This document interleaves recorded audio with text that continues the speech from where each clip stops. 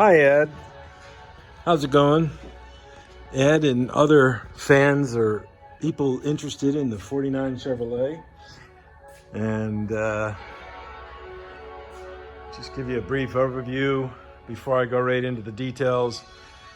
For anybody that doesn't know, 49 Chevrolet, we have a 6-liter in it. Rack and pinion is in. It's not fully installed, but it's in.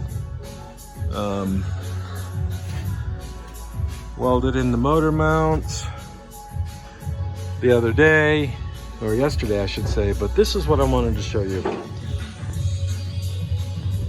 The transmission crossmember,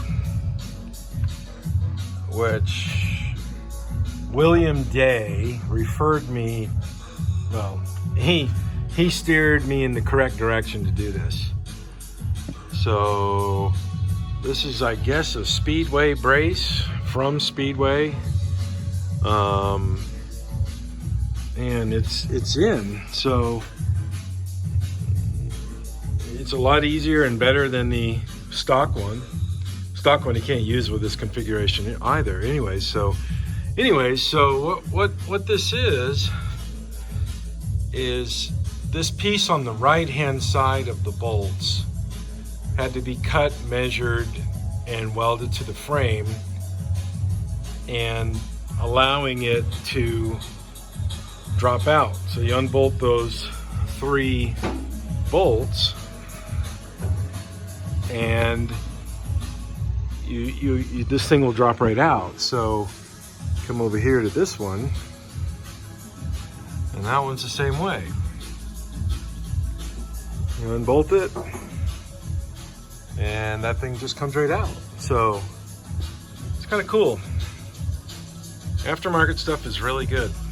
Simpler, smaller, better, more efficient, all that good stuff.